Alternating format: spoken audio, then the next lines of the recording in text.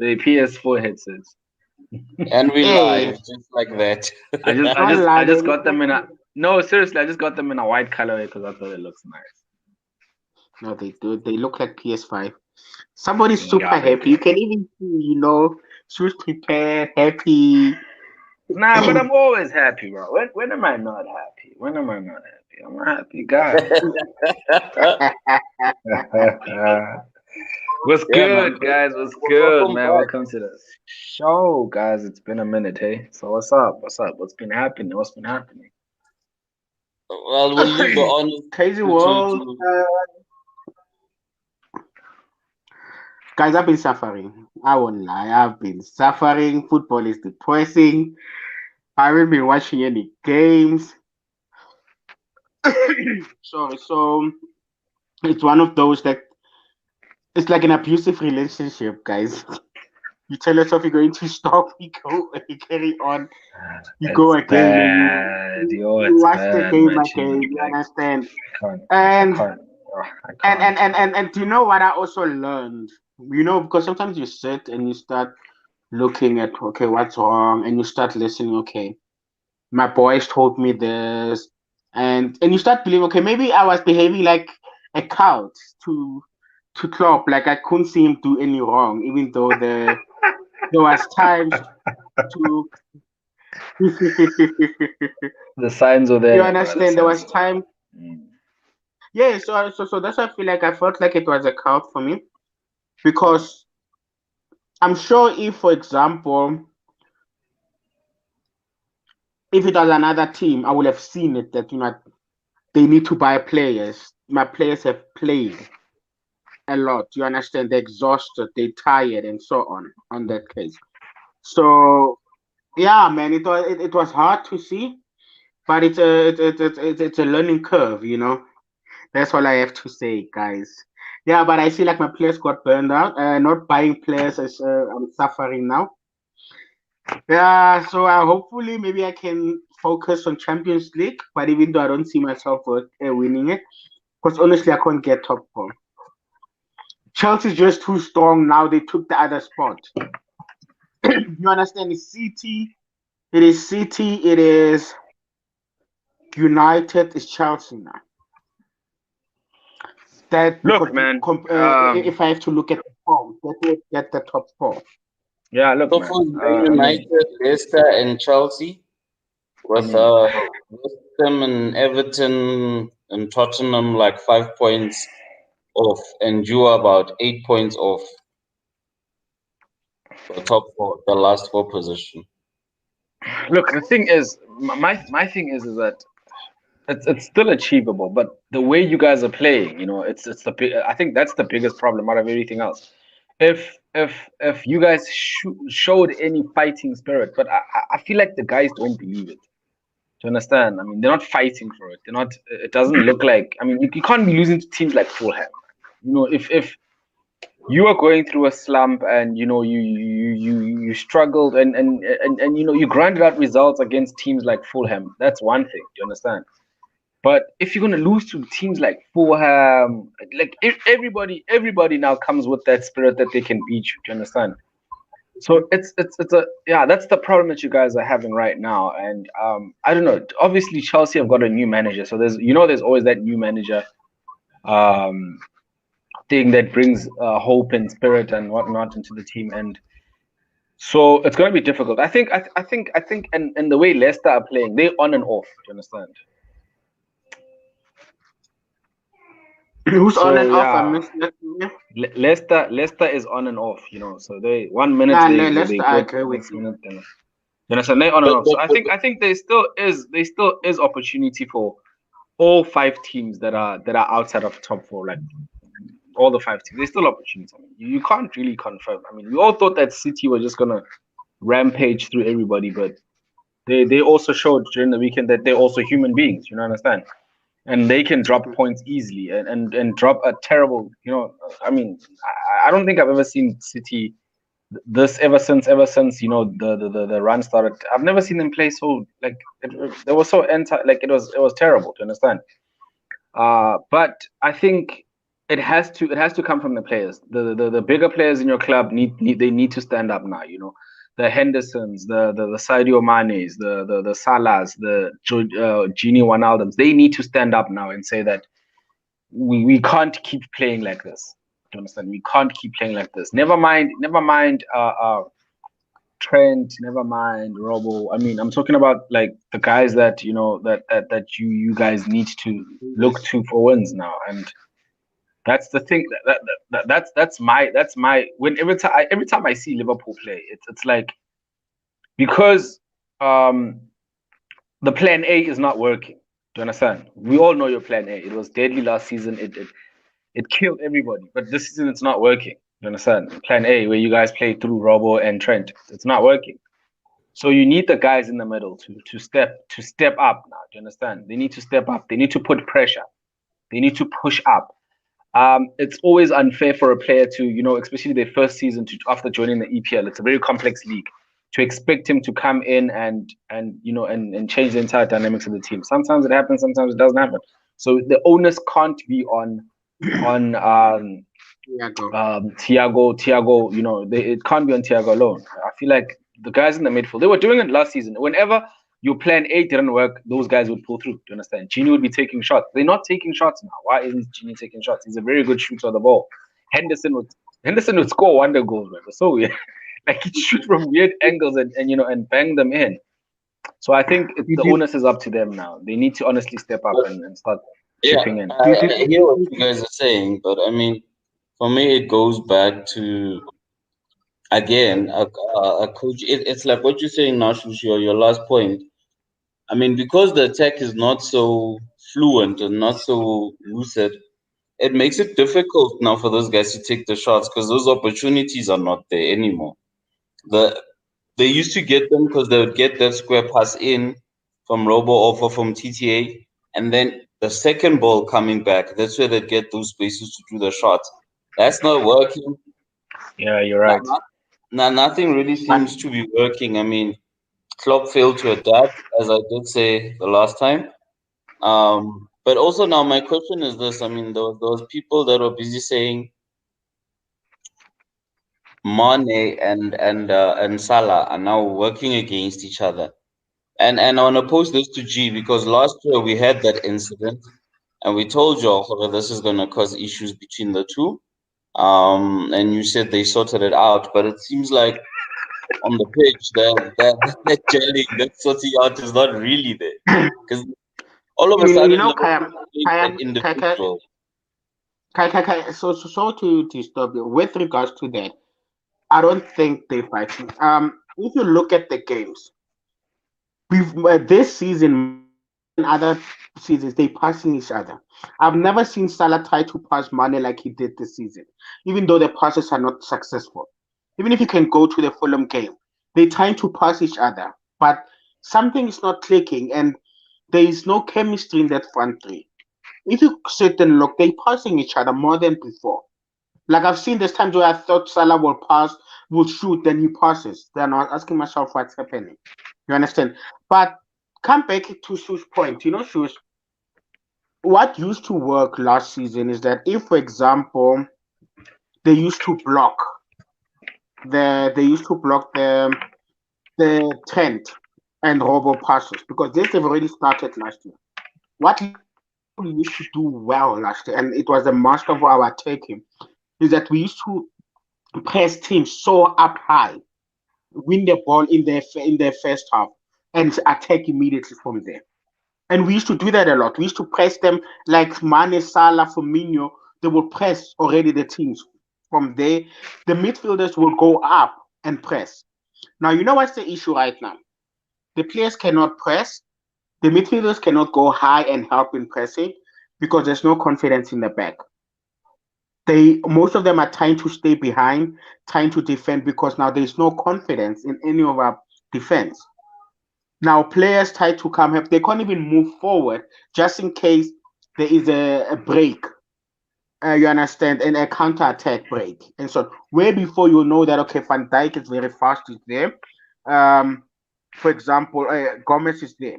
We coped well without Van Dijk starting because Fabinho was there and the players were still fresh.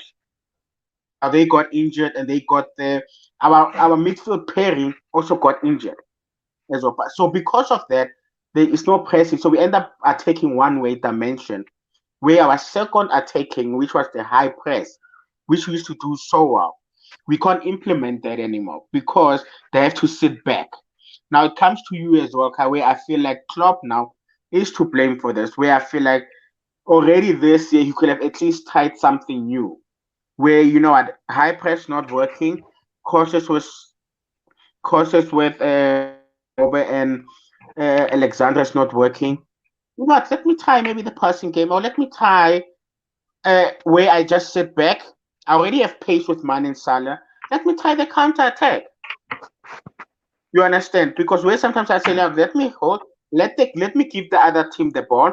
Let me see if I can defend. Maybe try something, see what can work. Let me defend with 4 or 5. Knowing if I get the ball, I can move it to Man and Salah, maybe in counter attack. You didn't try that. So I feel like maybe you could have tried other things. Because we like keeping ball position, Liverpool. We will pass, not like it, but we'll pass it from behind, pass. But the end product is not there because the confidence is not with the players, the creativity is not clicking.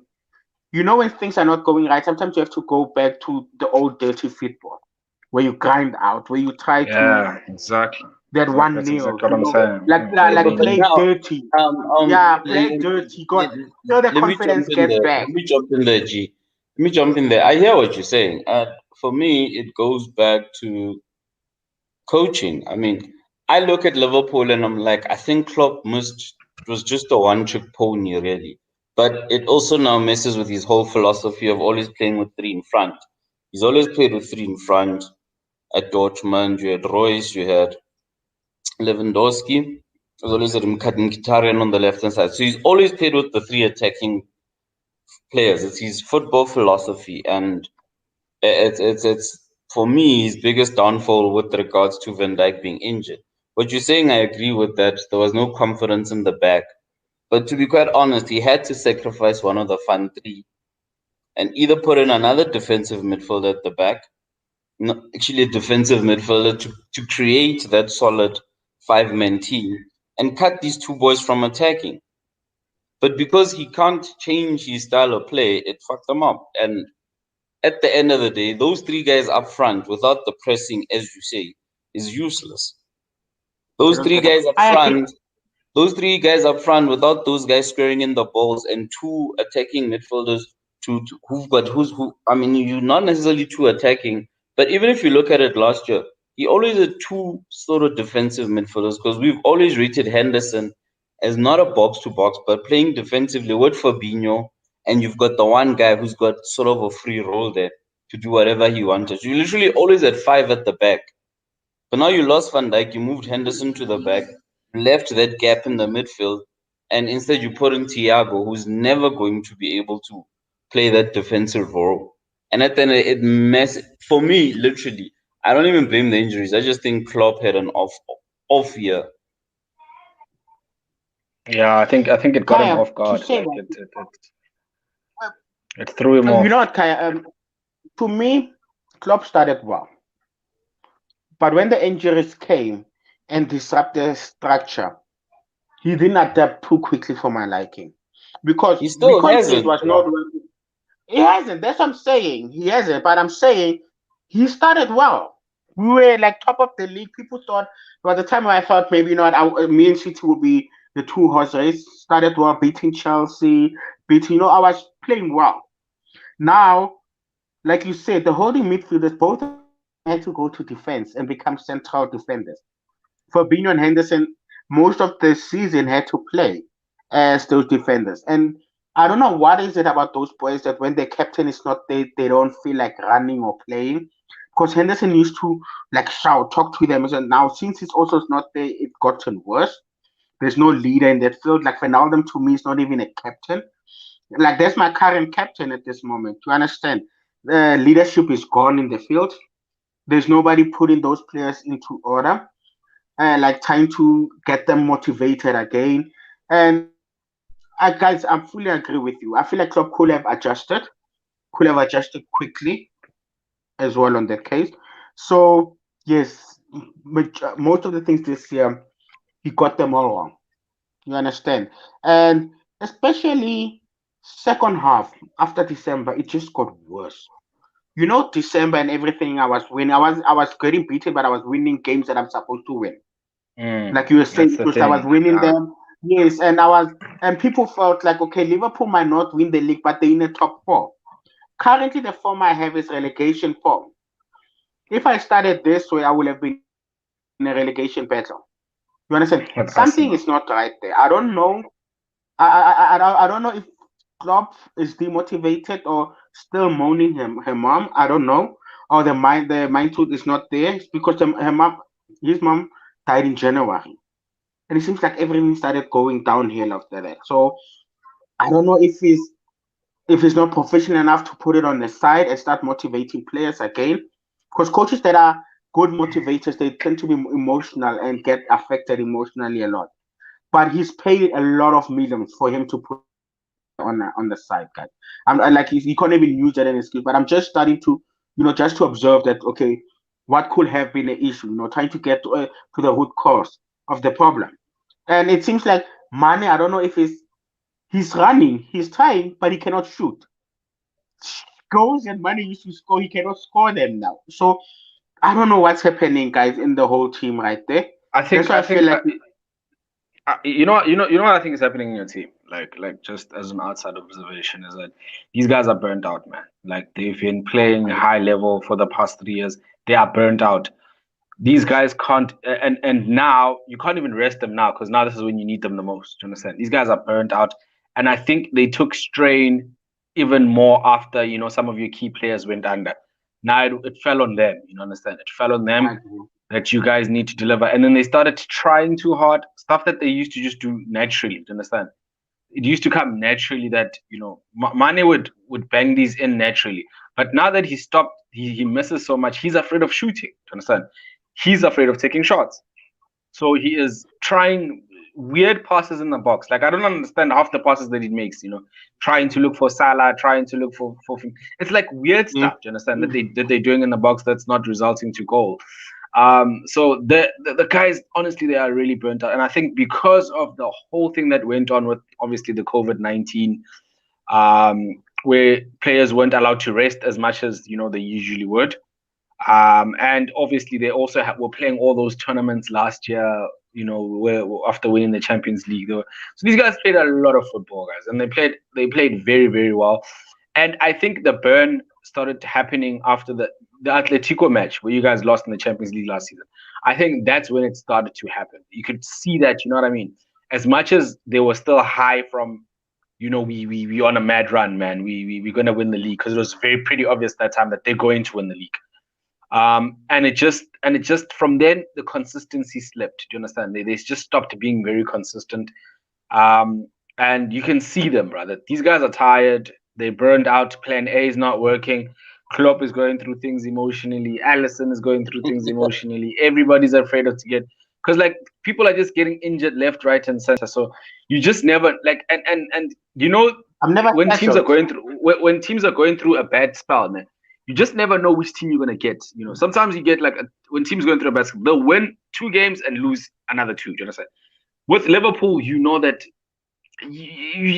like teams are not scared anymore, and that's a big problem for a big club.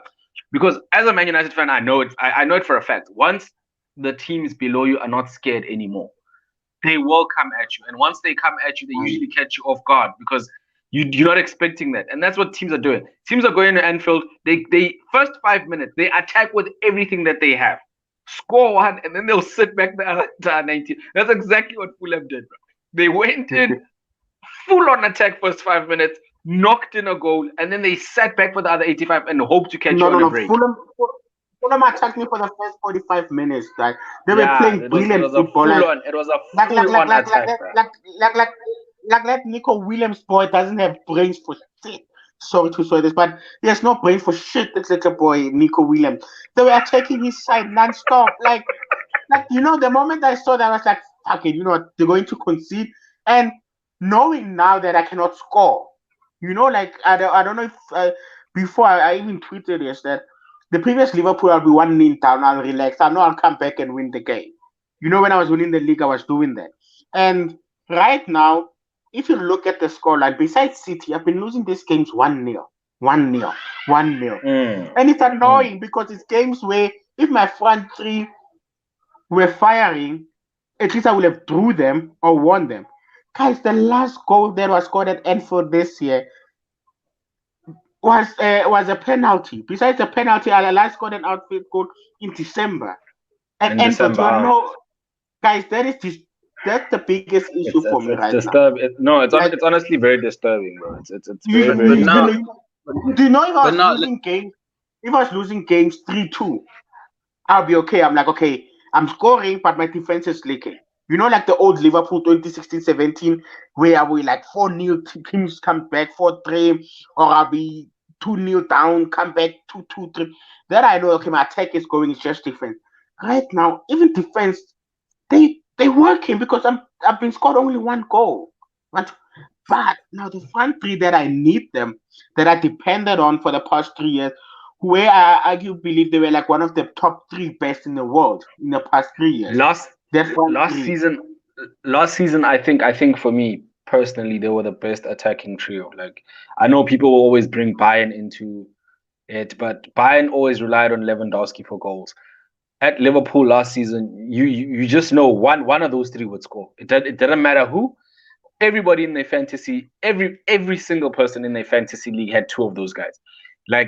You just knew that they would score.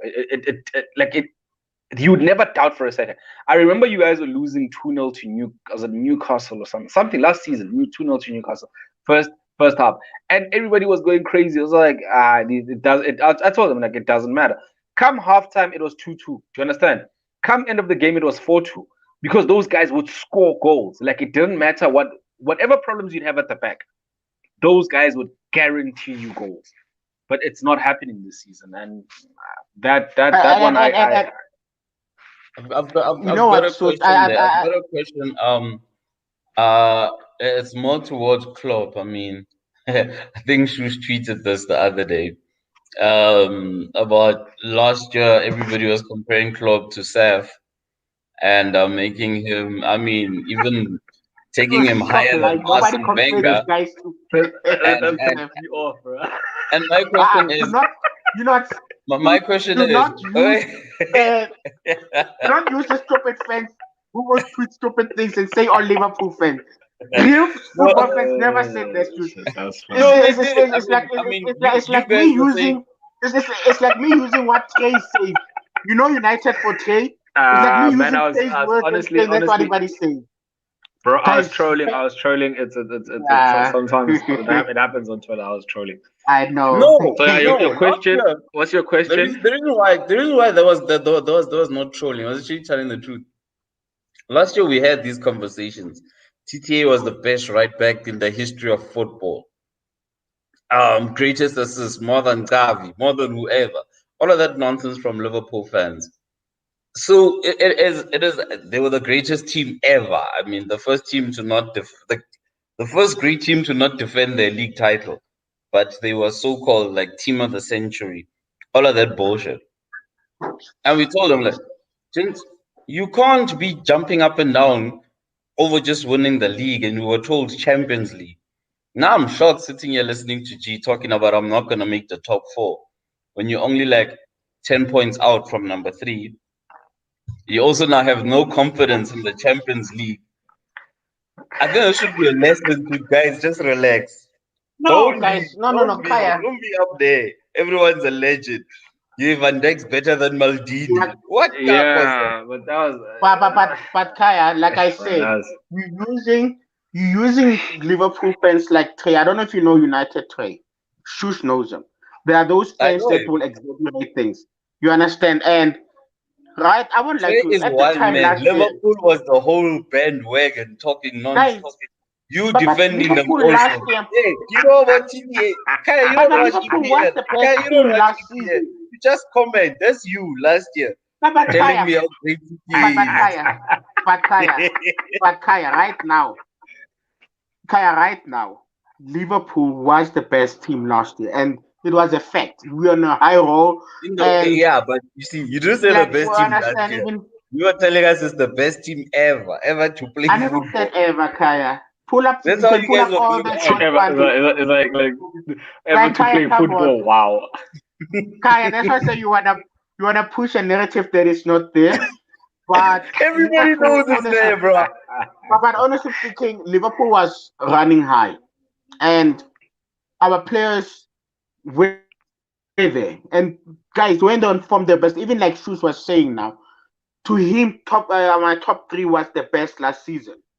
You understand? And football people watch. And honestly speaking, the drop down in performance or the fallout, the way they dropped, I wasn't expecting this. Even though I don't win the league, I didn't expect them to be out of top four or losing 6 games in a row at Anfield.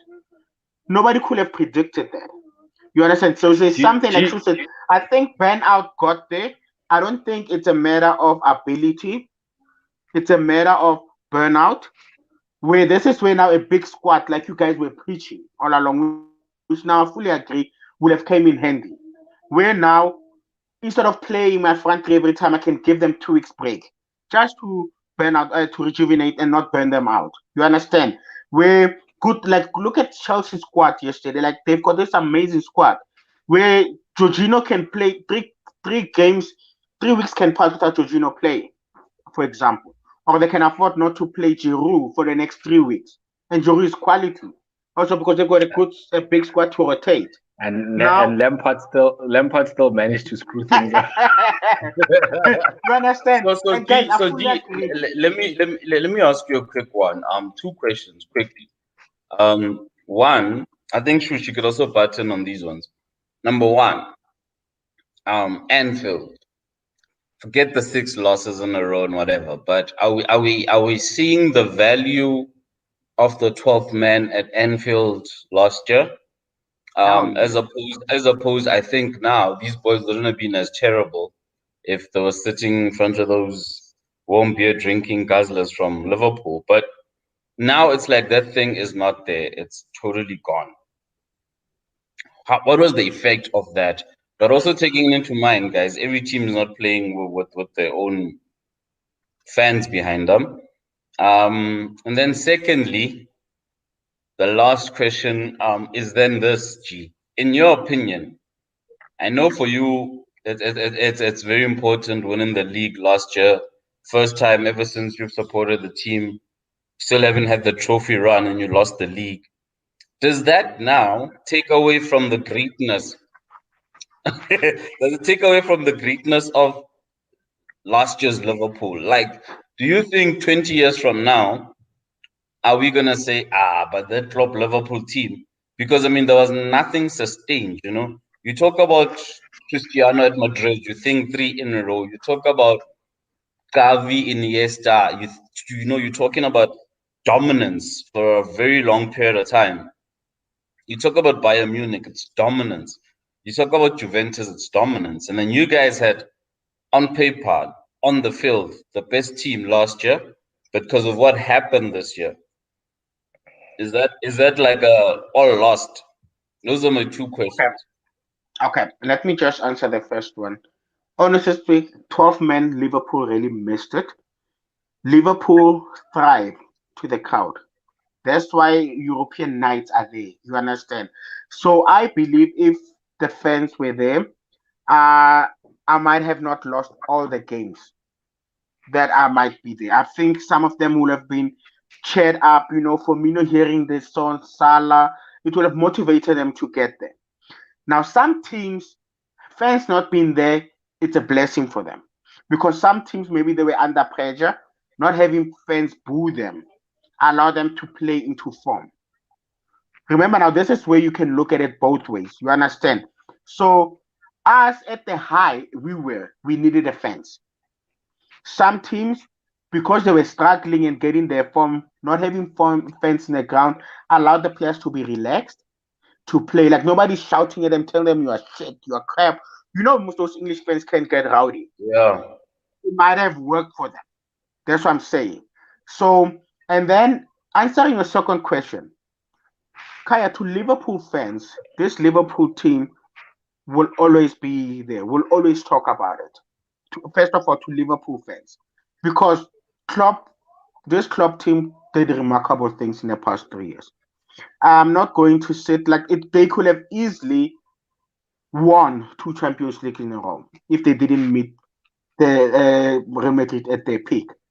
They could have easily won two Premier Leagues in a row. For that goal line technology, they lost the previous season by 1 point.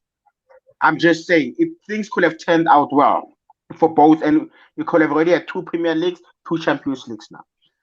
But to say as one of the great teams to be remembered by other fans, they're not there. At this current era in the Premier League era, like the past 4 or 5 years, they will remember Pep's City more because of the EPL dominance, but because Liverpool challenged them, Liverpool will always be added into it. But I don't think they're in that same level as you mentioned, where it's Real Madrid 3 in a row, they're in the Champions League, or Barcelona. Those are big teams, guys. Those are the high standard that needs to be remembered for. You understand what I'm trying to say? Like the only team that can, in my eyes, compared to that standard you put is United, especially in that period of 2006, 2008, or 7, when they had like Ronaldo, Tevez, and they won those 3 times. United was unstoppable at the time, and I feel for now they're the only team that can be put in that same level as Barcelona, the dominance level. You understand of 2012, because to dominate, you need to dominate both Champions League and Premier League. City dominated Premier League. They didn't shoot the lights out or wow us in the Champions League, any of them. You understand, Sir Alex, Man United that time, they went to the final with Barcelona 2009. They went to the final 2011, if I'm not mistaken. And Champions League, they were always there. When you get there, you expect United to be in the final or semi-final. That's the dominance they had. In the league, they will go and they win. As much as I used to hate them, I used to admire them. That's why I will always sit here and say, Sir Alex is the greatest manager for me I've ever seen. People like talking about Pep. Like, Sir Alex took ordinary players and make them superstars. There was a time people thought Phil Jones would be the next captain. That's how good he was playing under Sir Alex. I'm just saying.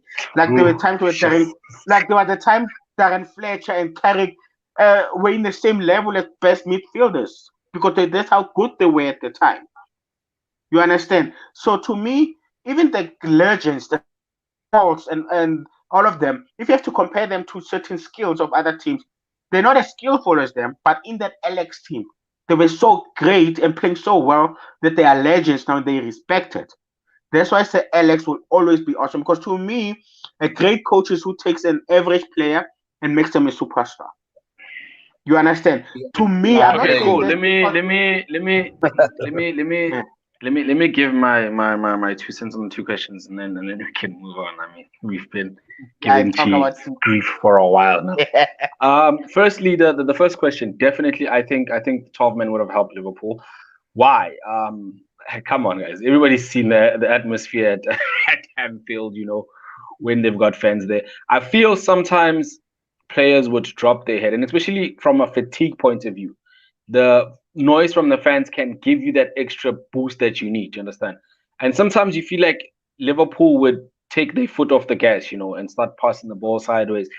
The Anfield crowd would have never allowed them to do that. They would have put pressure on them. They would have went forward, and definitely, I don't know if they'll be able to beat City, but Burnley, Fulham, all these other crappy teams that they lost, they definitely would have won. I mean, Liverpool, honestly, with the injuries and the way that they're playing, and including the burnout, I don't think they would have won the league, but they definitely would be comfortably in top 4. Definitely, if they had fans in the crowds, because they would have never ever lost towards 6. The crowd would have never allowed that to happen, and that's what fans are there for. You're right.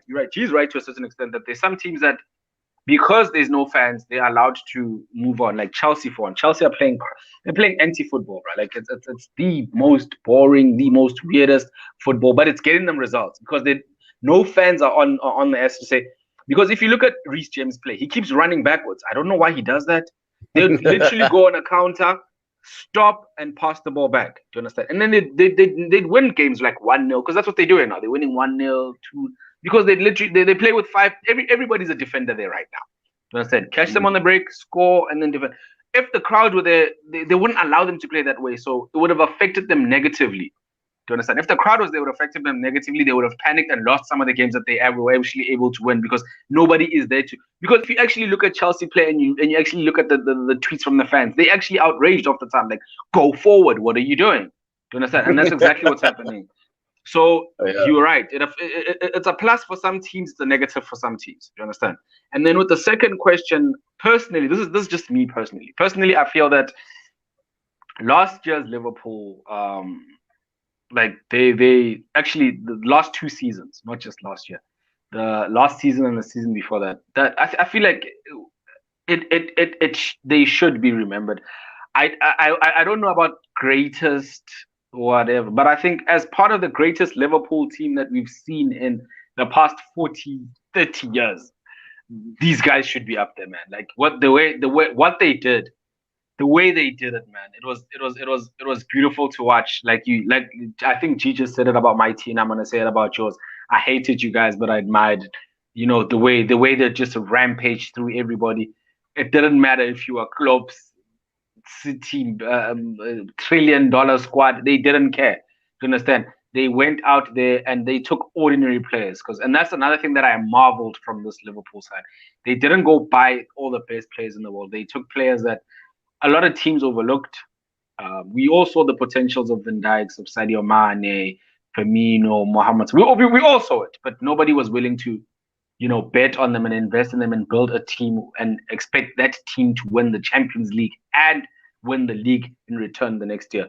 So for me, I honestly think that just even outside of Liverpool, especially in the EPL, you'd honestly be lying if you overlook this Liverpool team. If 10 years down the line we speak about teams that actually dominated the EPL, bruh, what they did was immense. Not even City's teams, not even Pep's teams were able to do what Liverpool did last season, which was blow everybody out the water. You understand? And early, not in the second half. Like from the first match, you could see that, you know what I mean? It was done. So I personally, I respect that Liverpool from last season. I think they still can come back. It's a young team. They just need rest. They need rest and they need depth. They need people that is going to help them. And Klopp, I think, needs to start widening his horizon in terms of tactics. Like be open to other things. Football is a changing game, and it will always change. And Pep learned that the hard way in the EPL, and I'm glad Klopp is also learning it easy. No, actually, in the EPL. Remember when he first came in the EPL and wanted to play tick attack, and it wasn't working out. And everybody was just grabbing points from them. So it's good. I think I see a lot of Klopp out. That's stupid. That's a stupid notion. You honestly can't be Klopp out. It's a stupid I don't notion. even entertain that. Those are stupid friends. Yeah, that's a stupid notion. I think he's got a very young team in his side, and once these guys, hopefully, they get to keep all their players, and bring in some other fresh talent, because it's going to be difficult. Look, it's going to be difficult, especially if you land outside the top four. To bring in players that will take you to the next level. But if anybody can find gems, it's definitely Klopp. So I wouldn't worry about that. That's why I say don't. Klopp out is a stupid notion. That will be actually throwing the team to the wolves. So if anybody can find a team, if anybody can find gems, it's definitely Klopp. Quick one. 1 minute each. 1 minute each. We gotta move on to other teams.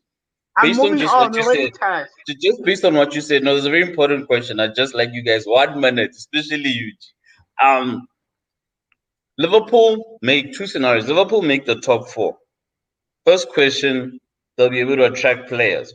But Liverpool make the top four. Your guys that have always been on the market, your Sadio Manes, your Mohamed Salahs, do they then feel like, okay, you know what, at least I left them in the top four. I can move and go make big money and follow new things, because let's be honest, there's nothing else to achieve at Liverpool.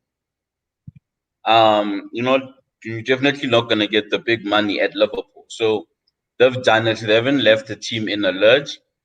Then we go back to the fact that even if now they don't make it into the top four, do those top players then still stay, knowing full well that I'm not going to play Champions League?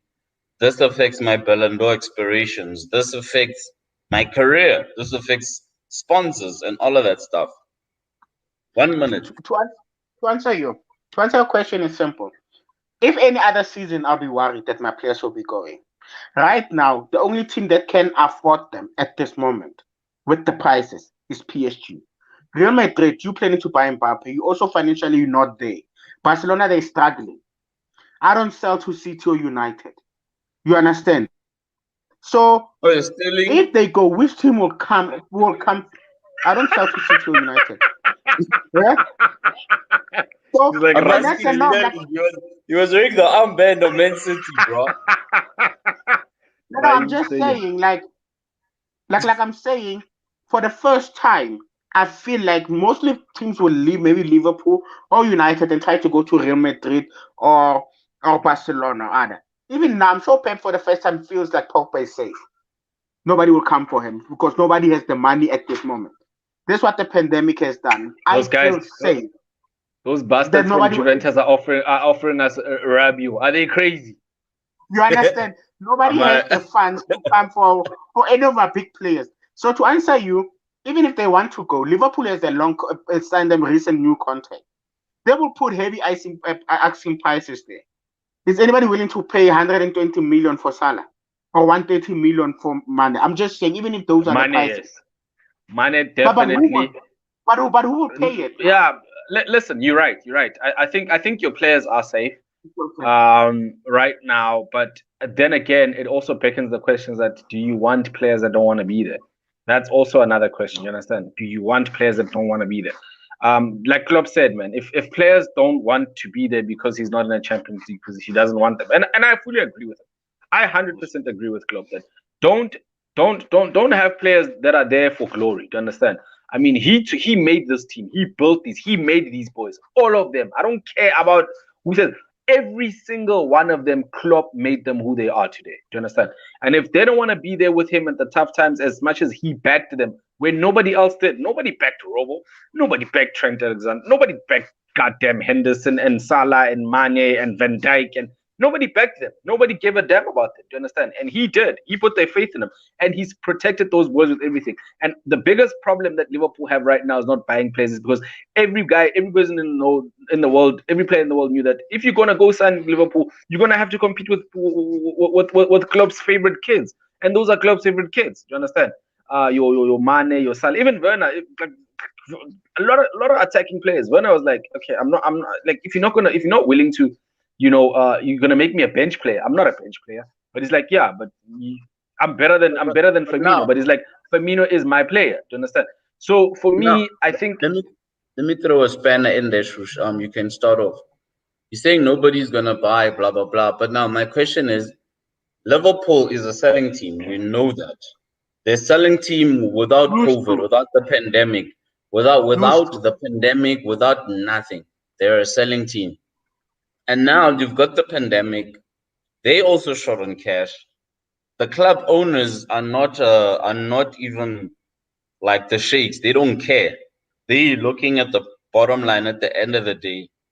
They've lost. They're gonna lose Champions League revenue. They're gonna lose a whole lot of cash that and comes they with don't it. make money off obviously the people being in the stadium because that's revenue that comes in. You understand? That's another thing. So now you've got this dilemma whereby he might just cash in one or two of his big guns, That's simply what to it is, say, man. Might happen, but with the way the board listens to what Klopp says now, Klopp gives the the board game can like go they back to respect Klopp them. and say, "Bruh, No, you've I'm got just saying. Jota. No, He's no, no. I'm scoring saying. goals. I'm sorry. You Let's know what cash in happens? on Mane. Let's cash in on Like Salah." But Kaya, speaking about the last businesses on the player they board, ever do you sold think that was quality was Coutinho. okay, like okay, I see all I'm that, saying. but Kaya, from a business point of view, you obviously sit on the board of Liverpool. You've got okay, obviously the price will drop. There is no escaping the fact that the price of majority of those boys in Liverpool will drop this season. Do you understand? It won't be as high as it was last season. The prices will drop. So if you're sitting there and you've got a cash cow like Sadio Mane, I feel like Mo Salah is Mo Salah is I feel like he's a system player. Do you understand? and he won't work out as much as he won't work out as well as he did in Liverpool in most teams in the world because he's a system player. But if you've got a like Sadio Mane, bro, Sadio Mane walks into every team in the world. I don't give a rat's ass who's playing there. He walks into every team because of the aggression, the determination. You know what I mean? That's one guy that guarantees you. And I know he's going through a slump right now, and it's hard to see it right now. But Sadio Mane at his best is probably one of the best players in the world. To understand, at his best, when he's performing at that optimal level with no swag, no nothing, just pure football. It's tough for you to say that you'd give away a guy like that for anything under 100. Like honestly speaking, like that would be more stupid than saying that we lost out on Champions League revenue for giving away a guy. And Sadio Mane is not the type of guy to push. But my to point push for a move. is that Salah, I don't know. The most big teams, most of the big teams, they've got 100,000, 100 million sale. Now in COVID times, the most of the big teams, they could risk it on one player for 100 mil, simply because normally the pressure is you'd have to spend about 200 mil.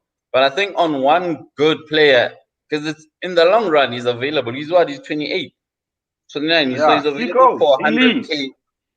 If he wants to, that's also another thing that you need to look at it. If he wants to leave, he doesn't look like the type of guy to push for a move.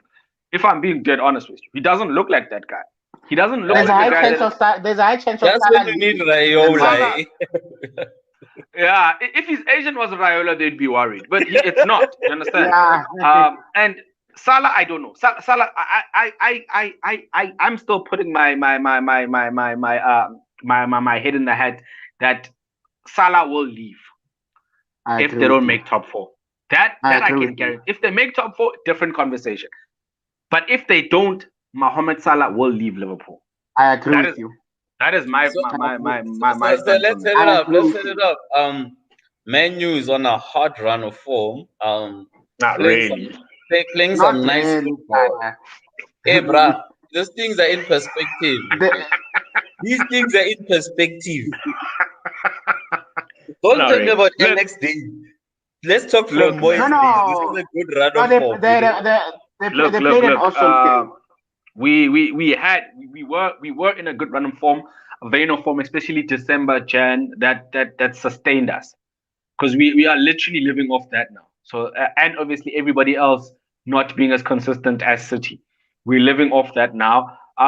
From a point of view of the game, if you actually watch the game, I think I honestly can't believe that Ole schooled Pep. It was so weird, and it was in an instant where he did the same thing that the other little teams usually do to us.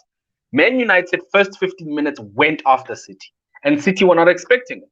Do you understand? That's why they gave away a penalty. If you look at that penalty, there was 5 players surrounding Martial. 5. That's how much pressure from the first whistle. Do you understand?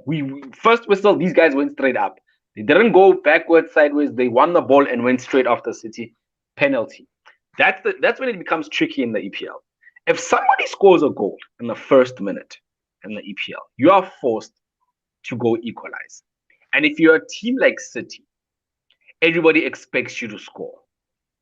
You're expected to score. So what do? You throw all your players up. What does that do? It leaves you very vulnerable. I don't give a rat's ass if it's Ruben Diaz or if it's Jesus' nephew at the back.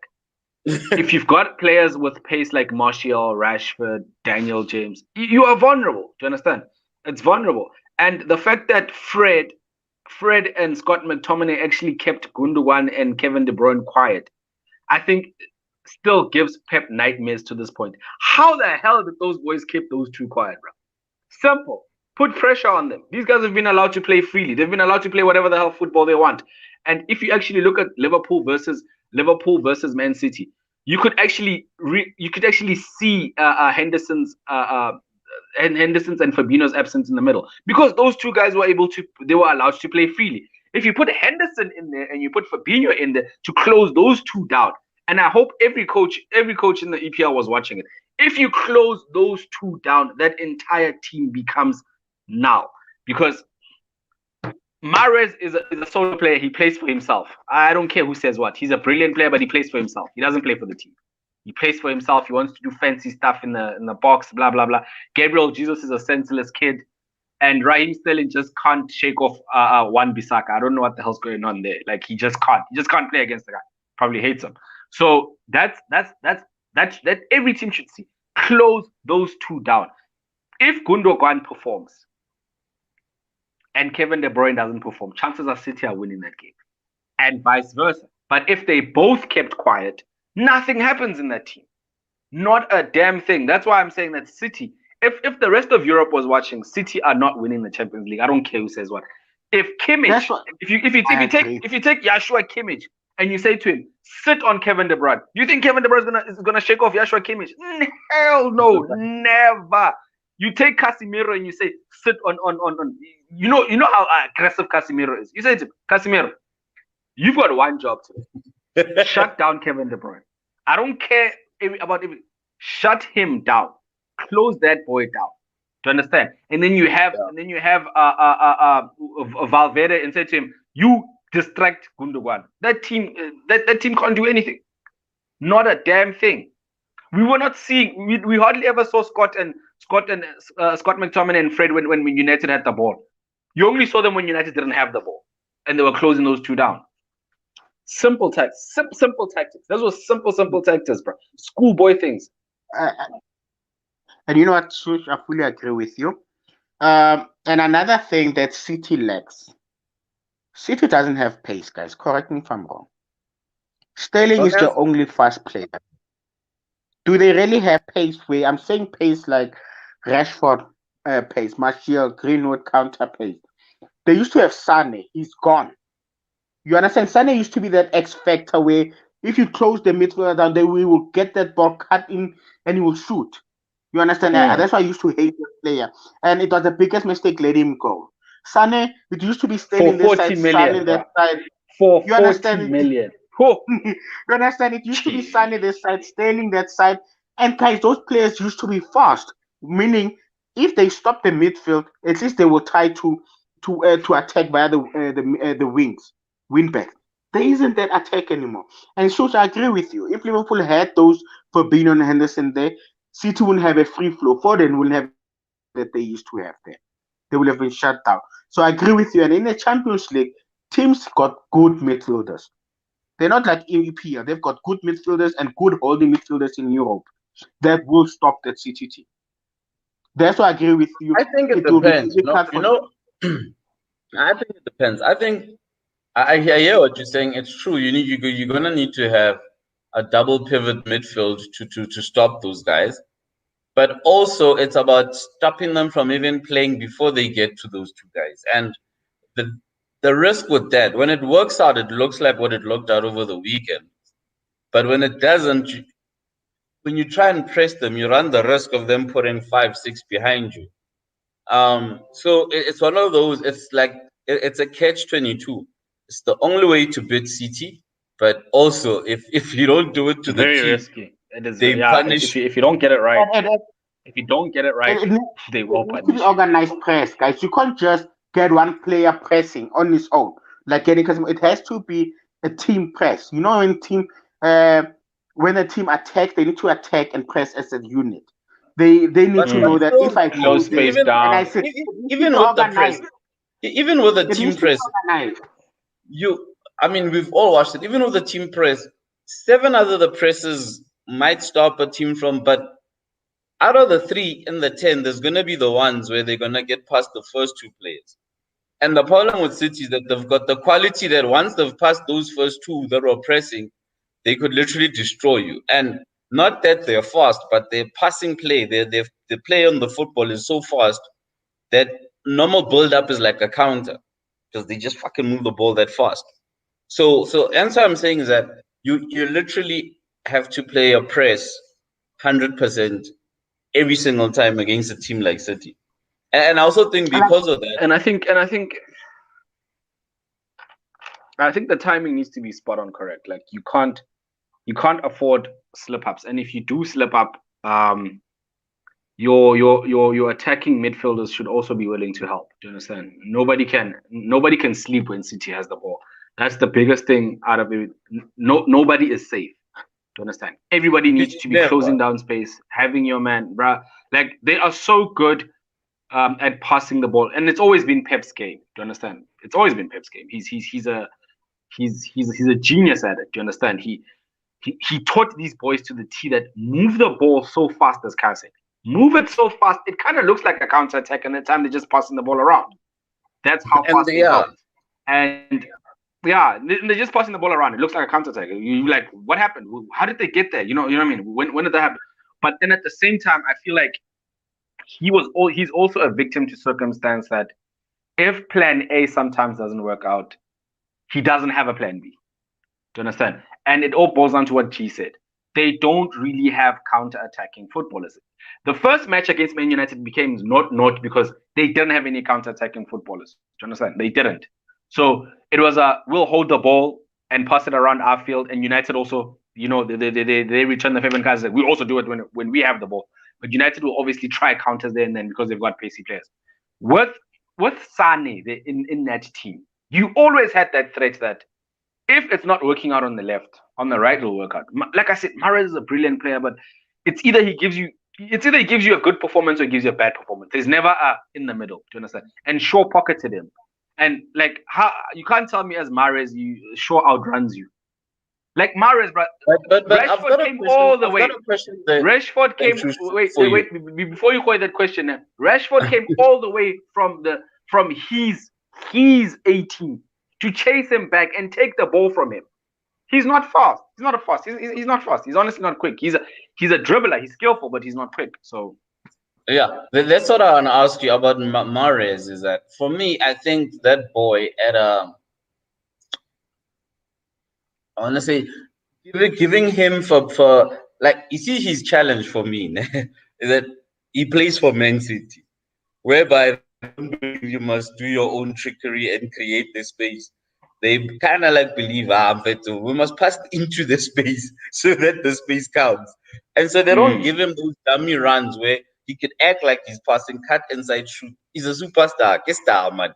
Like get to yeah, exactly. and they Yeah, don't know how. he plays like Now that. they're like, He plays. yeah, He plays pass. like they say to go out there and have fun. That's exactly how Mahrez plays like. No, man. Shush, can I ask you a question? Yeah. Shush, Shush, do you need Pogba? Yes. Now in this Man United team, yes. Get Do you think me. Man United can survive without Pogba? Yes. We'll survive. So you don't need him. No. It's a one. We do this. No, in this team, I'm saying if he goes, we'll get somebody else. We'll be able to get a replacement.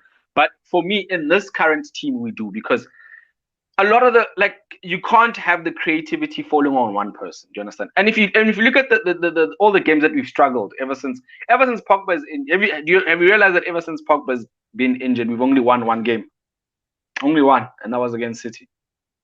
Not all the teams are gonna sit back when it comes to us. Do you understand? Not all the teams are gonna attack us. We're gonna find a Burnley that wants to what's the team that we're playing in Crystal Palace, bro? They're gonna sit like that the whole 90 minutes. And if Bruno's having a crappy game, bro, we struggle. Do you understand? And Pogba brings in that I'm going to try stupid stuff. Do you understand? And sometimes they work out. And he's yeah, honestly, he tries things that other players are not willing to try. That's the importance of having him and Bruno, because I think to a certain T, Bruno's always going to be under the spotlight because of his abilities. So if you're a manager and you're coaching Burnley, you're going to tell them, if you close Bruno down, you probably are, if they're sitting deep, if you close Bruno down, you'll shut up Cavani, you'll shut up Martial, you'll shut up Rashford, you'll shut both of them, you'll shut most of them up because they can't run behind you if you are already behind. Do you understand?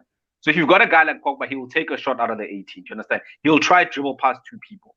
You know what I mean? Like he'll do those chip balls that he always does. You know what I mean? Like just scoop it over the last guy. You know, he'll try stuff like that. And for me, him not being there has been very, very negative for us because when teams sit deep and Bruno is not having a good game, we don't do anything. We don't score goals. We don't create. We don't do anything. And Bruno, and the difference between Bruno and Pogba is that Bruno gets frustrated quickly. Pogba doesn't, Can I and can that's I can why I I think jump in we there? need Pogba in that team.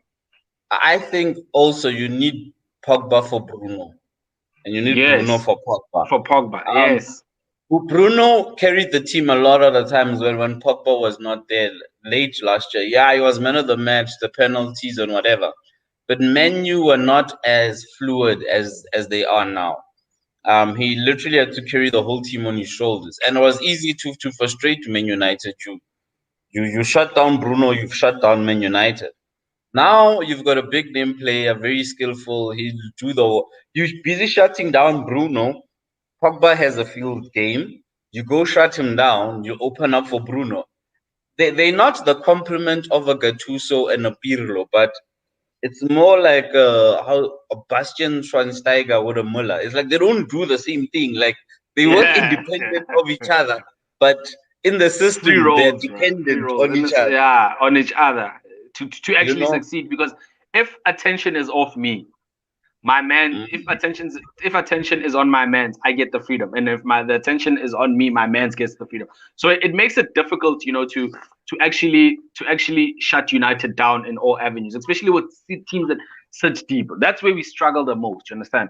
And if a team comes at us, we flourish because you've got Dan James running like a madman that side. You've got Greenwood who can always come in and run like a madman. You've got Tony that runs like a madman. You've got Rashford that runs like a madman. So basically, we've got runners. But if a team is sitting deep, we struggle, bro, because oh wow, guys, it's asking Martial to play a solid nine is like asking him, for his life. It's like asking him. He's a guy that needs to hold the ball and run. If you look at Martial's misses, they always were from a stagnant position. If he's standing still and has to shoot the ball, it's a lot of work for him. But allow him to run with the ball, pick a spot while he's with pace, and then he can give you something. So we do need Pogba right now, um, because of what he brings to the team, which is something that's different. Do you understand?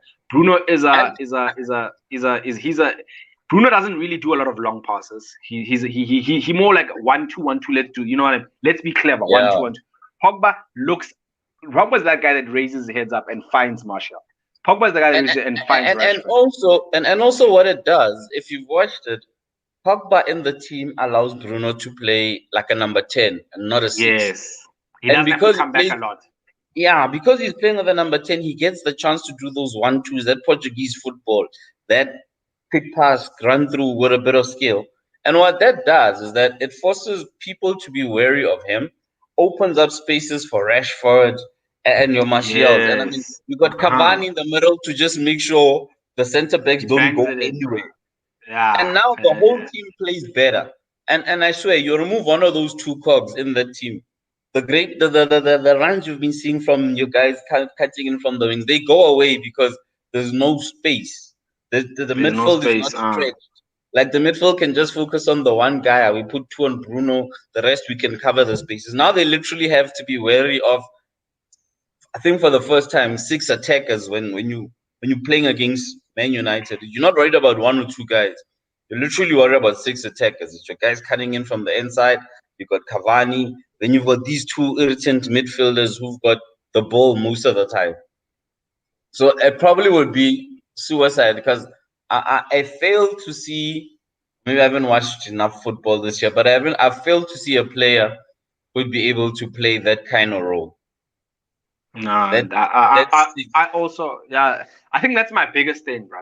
Like I think 2-3 seasons down the line, we'll find a player that can do it the way we yeah. want Pogba to do, especially the way Ole Gunnar uses Pogba. Do you understand? He uses him in a way where Mourinho would ask him to, like, guys, just defend. He was a defender, but with Ole, and especially with the influence that Michael Carrick brings to a player like Pogba. Defensively, he's also become more astute. Do you understand? Pogba was clumsy, bro. Pogba used to do the weirdest things, bro. Like Pogba would stumble over players and whatnot. He's become more. I want to say he has more finesse when he's defending. Do you understand? Which gives also Fred confidence. Fred has a bit of confidence to play, with more. I'll fly into tackles. I'll do the dirty work. You guys just do whatever you need. And I think the most important thing that he brings into that United side is exactly what Kaya said. He allows Bruno to play in the box. Now, Shush, I've got a question, and Trevor has a question for you. My question is, what happened to Van den Berg, and where does he fit in this Man United team now and in the future? And then Trevor asked, do you rate Dean the keeper covering David? Okay, I rate him. Okay, to answer your question first, man. Your question, Donny van der Beek was unfortunate in a sense that this is the time where he was supposed to be shining with Pogba injured. To understand, and he also got injured. Where in the future, I think my personal thing is that not Dean Henderson, man. Donny van der Beek is a coach. He's like one of those guys that every coach wants because he can play 6, 8, 10. Do you understand? He can play basically all those positions. I think the biggest thing that needs to happen, especially with Donny van der Beek. I don't think Donny van der Beek is a lost cause at United. There is no way. That boy is too talented for it to be a lost cause. It's just unfortunate that he's injured right now. He would definitely be playing right now. No questions asked, you understand? With Pogba out, he'd definitely be playing. But I think my biggest thing is that Donny van der Beek fits into that team in an instance whereby we playing against a team that sits deep. Do you understand? If a team sits deep, that's when, especially crunch time, you don't need Fred. If a team is sitting deep, you don't need Fred. What do you need him there for? Do you understand? Because they're not even coming at us anyway. You need that boy. That boy makes clever balls, runs into the box. Do you understand? And he's always looking out for a pass. He's got those little, those. He's not a star, but he can do nice little flicks and whatnot with the ball. So my biggest thing is that if for United, when the season is going the way it is right now, where everything is doom and gloom, you can't source any form of creativity. That's when you look to a player like Donny van der Beek. Do you understand? Make those runs into the box. Be that guy that they didn't see coming. Do you understand? And he's been unfortunate that he's injured. Like, I so wish he wasn't injured right now. He would definitely be playing. I think Ole is cautious of throwing him in. Okay, that was back then. He was cautious of throwing him into the deep end too soon. Do you understand? Is it a mistake? Is it good for him? We will never know, guys. We'll never know. Do you know?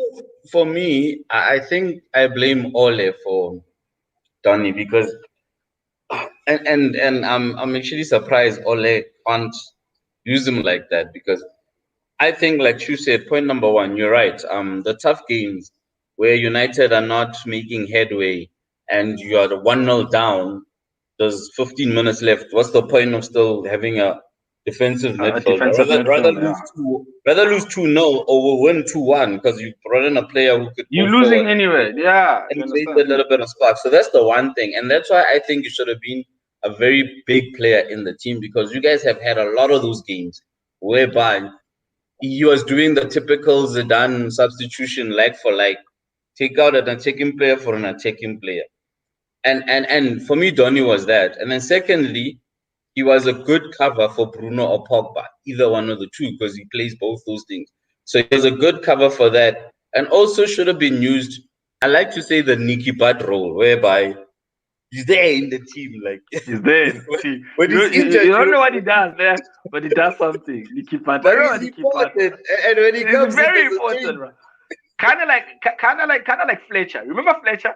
We didn't really know if he was if he was a defending midfielder, was he an attacking midfielder, what was Fletcher, guys? We don't know, but he was very important in it. And he was quality for some reason. When he wasn't playing, you missed him. But when he's playing, you don't really know. It's like Champions League final against Barcelona, bruh. I missed that boy so much. Like, honestly, and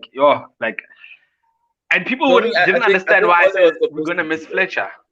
Yeah, he was supposed to do that, but I think right now Donny van der Beek also got a raw end of the deal by him being injured right now. I think he'd definitely be getting a good run, but he's almost back in the team, and I think he should be used more. If not, I honestly, you're right. The onus is on Ole to make that kid work. Otherwise, he should have just left him at Ajax. And to answer Trevor's question, let me give you another one so you can answer both of them.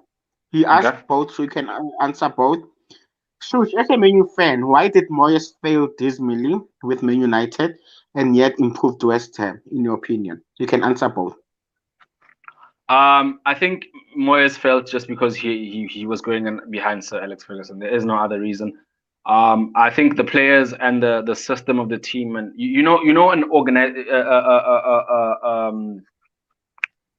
an orgasm, not an orgasm, guys, an organism. It works for a long time using the same structures. Now, as soon as you take out the foundation, the biggest thing that matters in that, it doesn't matter who you've brought in. I still say that today.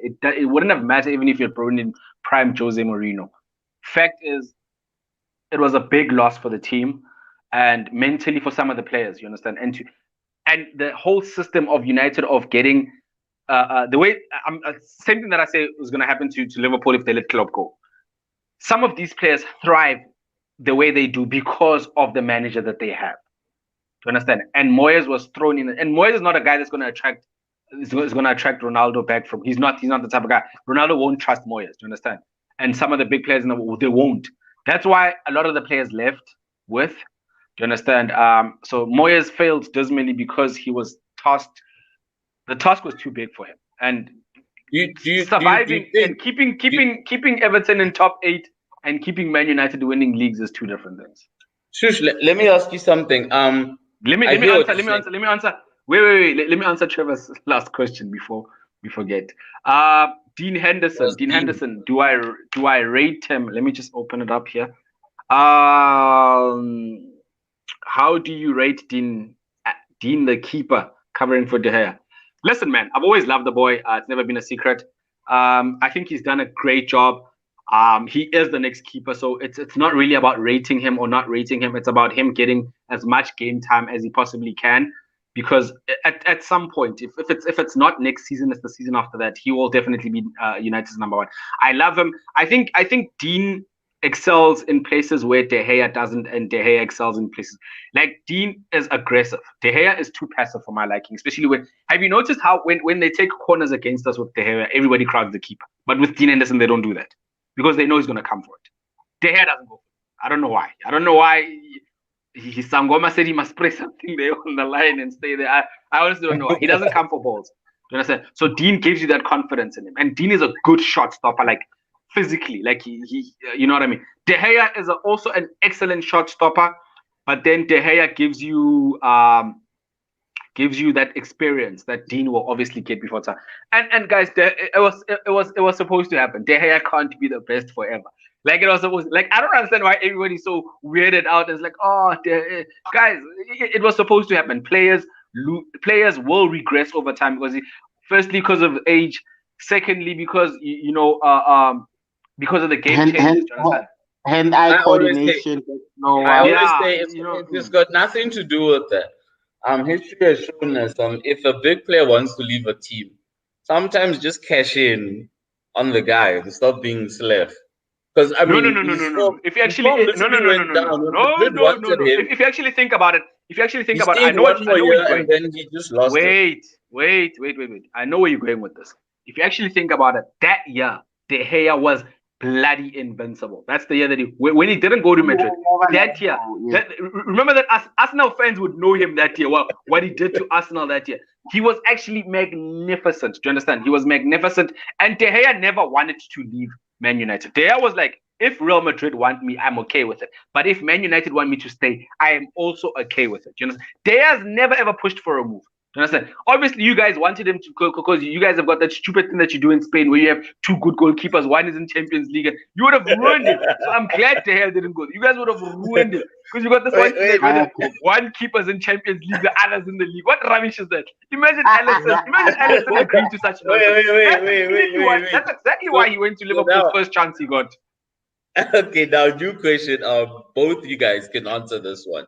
It's based on Moyes' synopsis given by Shush. I've got a theory that I don't blame Moyes for flopping. Honestly, I think he was set up to fail, and I don't know if you guys agree with this. Most teams that replace a successful manager want to replace him with a likewise manager. And what that does is that you got players that believe now in their brain, okay, they're bringing in a like-minded manager, so I don't have to change anything. I don't have to change my style of play. I can just keep playing because this guy's like-minded. And then when those small things don't work, the players in themselves don't put in the effort because they think this guy doesn't know how the system plays. And he's an He's idiot. been Yeah, doing he it for doesn't so know. many years. So Alex wouldn't have done this. Because they're always Yeah, like, but Alex would have never done this. You understand? and now where you've seen teams where they replace a successful manager with another top class manager, but who plays his own way. And you'll find that those teams become successful because he's a successful manager. And they literally know in their mind when the transfer is made, in your mind already, you know, hey, I gotta do shit differently. So you can't come with Because us. Alex used to do it like this. You're like, hey, this and guy then you plays want to his do it own. like that. So you're Yeah, no, forced to it'll learn never work. Yeah, his it'll never way work. of doing things. And because you're forced to learn his way, you're a bit more accepting to his coaching than somebody who's coming to replace a guy who's done it forever. Because if you look at it, and it happened, I mean, it happened to Sir Alex Ferguson, it happened to to Arsene Wenger's replacement, it happened to Mourinho's replacement at Chelsea when they brought in Villas Boses. They were like, here's another Mourinho. But it doesn't You know, work with he's the players. young. He's young. He's gonna bring in new tactics and blah blah blah. And he failed dismally. You know, sometimes like the team managers just need to bring a complete. Like you take Bayern. Bayern don't bring in the same guy. They bring in another guy. You don't even know how he used to play. It's like there's no whatever. You look at Juventus. Juventus play their own certain way, but they bring in any coach. They don't say these are the like-minded guys. And you've seen the success like maintain, where guys try to maintain the success by getting the type of coach. It fails. What's your guys' But two cents? Shush, I don't know, Shush Kaya. It has worked for Barcelona sometimes. Barcelona made the biggest mistake when they let go of their philosophy of the Barca way. We remember after Pep, they bought that guy who passed on, who was also brilliant. Like he was playing the same way Pep was doing and was winning. I forgot his name, guys. Did he The die? one that had thrown Wasn't it? Wasn't it his Villanova. daughter? Who? the coach who came after Pep in Barcelona. Yeah, I He remember had him. thrown cancer It was it behind was and it he was his passed on. assistant. And he was very good. He was at top of the league and so on. I think he won the league with Barca, if I'm not mistaken. He won the Kaya, league, you yeah. should know his name. But you I know forgot him. He his passed name, on. bro. I know the guy. I Who's forgot his who's name. that coach that always used to wear suits with khakis there by Barca? Um, Isn't that ish, Pep? The one you're no talking man, about, G, I think his name was Tito Villanova or something like that. Ito, Villanova, yeah, yeah. Ito. You know, he No was man, but good I'm not and he talking about carried on. yeah. There Villanova was took another after, yeah, Villanova. Villanova was the one that brought Suarez, man. you can't choose the Barcelona model because the Barcelona model, when Pep left, his assistants took over. Nah? And when that guy left, so the guy who coached the first team took over. It's like the same linear thing. It's the same thinking. It's the same thing. And that's why they could maintain the success until Valverde became a fraud.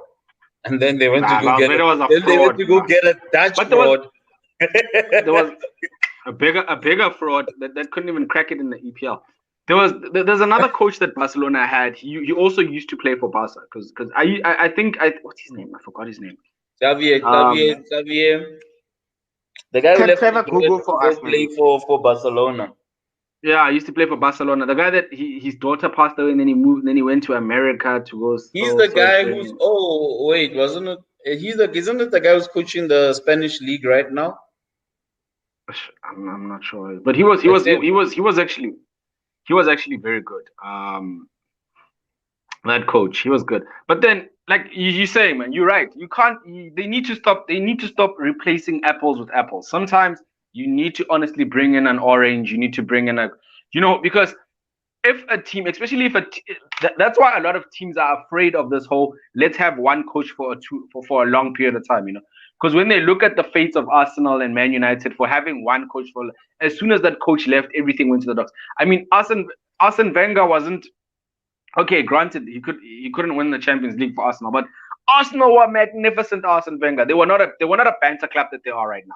nobody in their right mind would make fun of Arsenal.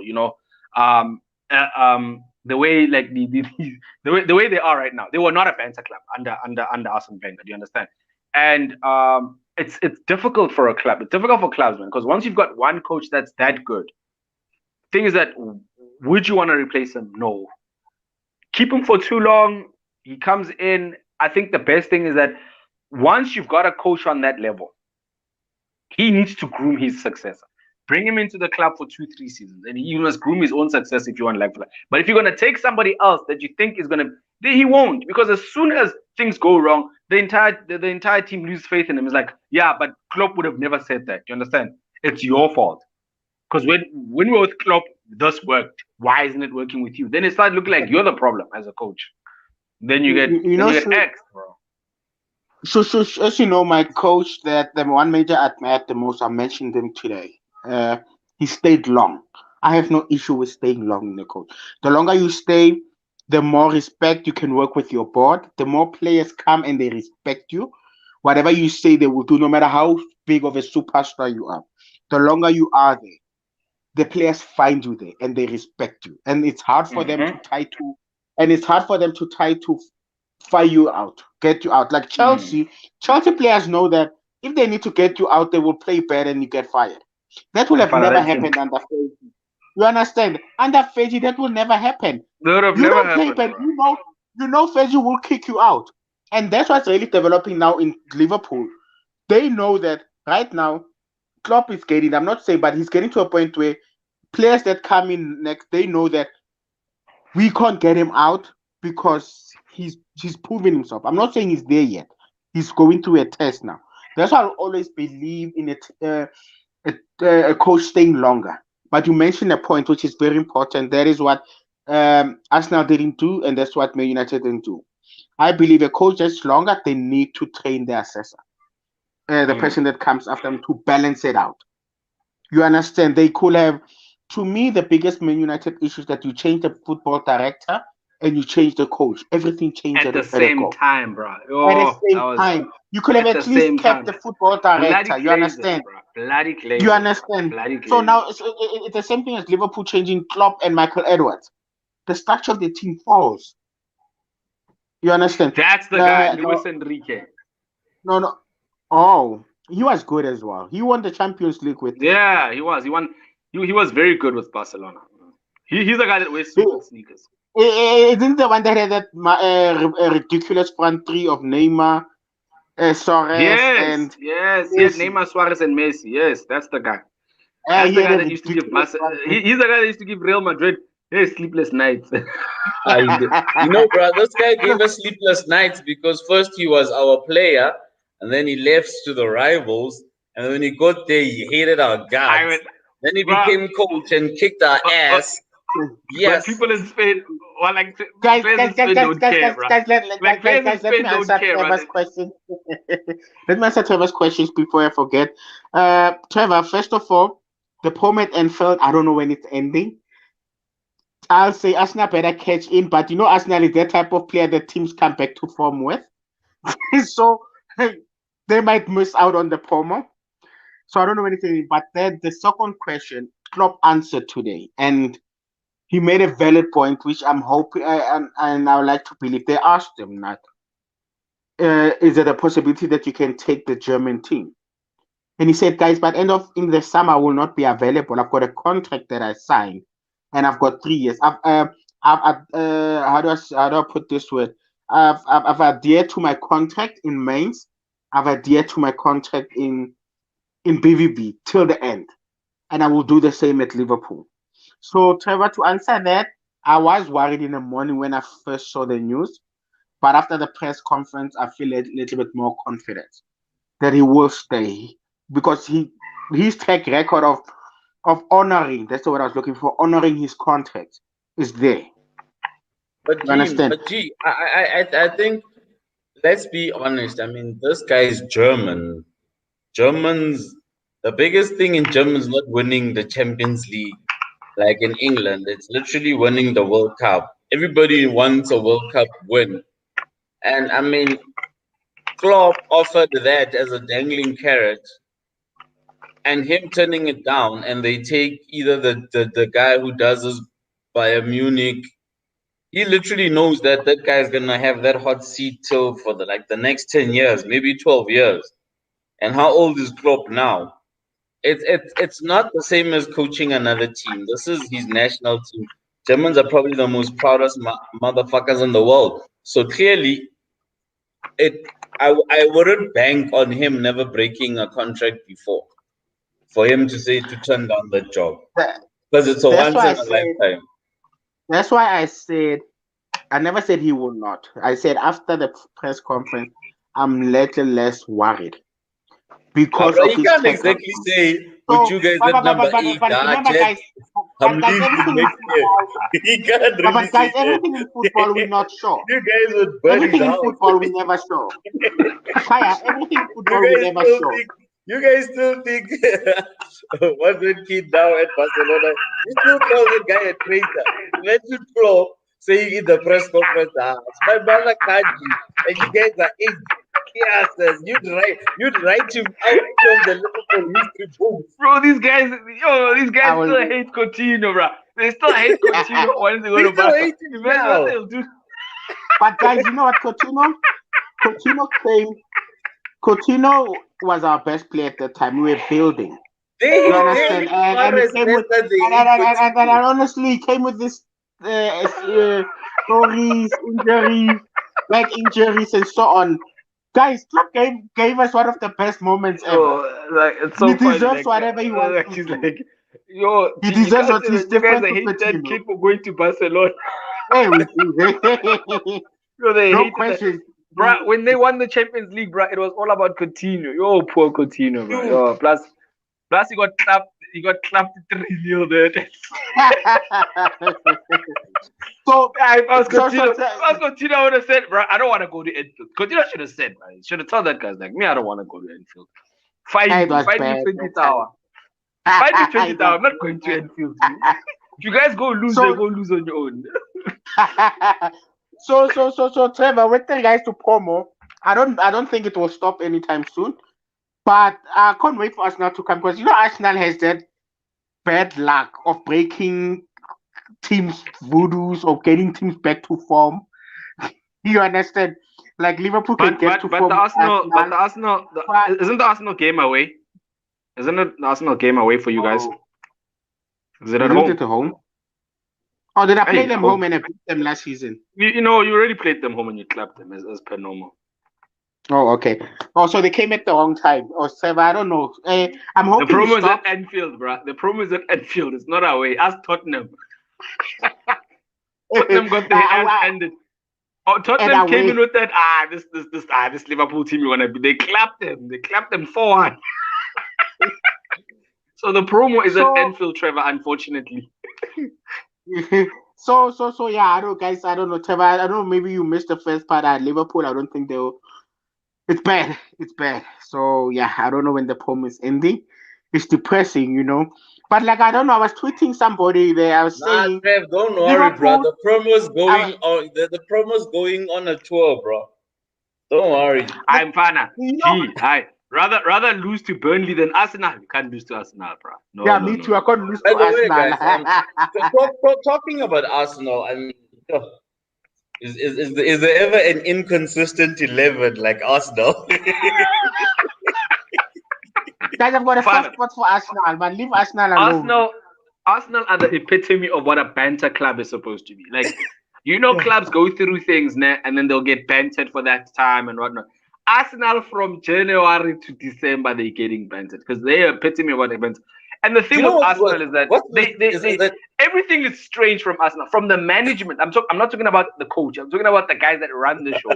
They'll go buy Nicolas Pepe and want to pay for him over 12 years. Like it's just strange, bro. Like it's so strange. From the decision that because the Chinese are funding our team, will bench Ozil. The weirdest thing about Arsenal is like I love to watch Arsenal play there. But because I want to laugh, I don't understand how you can watch Arsenal as an Arsenal fan because those boys, in the 90 minutes a boy plays, he's got great moments, he's got crappy ones, Is that average was? Then he's got like a shitty one, and all 11 of them do that. Maybe And Saka you know what? will have less, but And you know like what's it's a funny about comedy. them, nah? There's always that one kid that shines in one game, nah, and then he's expected to be the hero the next game, and then the kid stinks the next game. I Like I don't so know much why. Like pressure on for Saka. remember There's so Sam? much Remember pressure on Sam my Rowe? boy Saka. Where is Sam? Guys, where's Sam? Oh Where's yeah, I Sam Rowe? remember. Where's Sam Oh, Rowe? he's What gone. happened to Sam? What happened to Sam Rowe? What happened to Sam Rowe? Like you But remember how guys, he was? Remember how he's supposed to be? He was supposed to be better than Fernandez. Like You know what? Some row, Wait. some row should actually be banned by Arsenal fans because Arsenal sold Ozil because they were like, "Nah, we got row. As soon as Ozil left, that kid just went down. Like, Father, that's so weird. They're like, Bruno Fernandez has got nothing on Sam Rowe. Where is Sam Rowe? Trevor, maybe you can answer. Where is Sam Rowe? All the guy is making him eat polish boots there, bro. But anyway, guys, I feel like yeah, we've guys, obviously touched on a lot of things, and we've good show, gents. Good show. It was actually a lot of fun. just before we go, So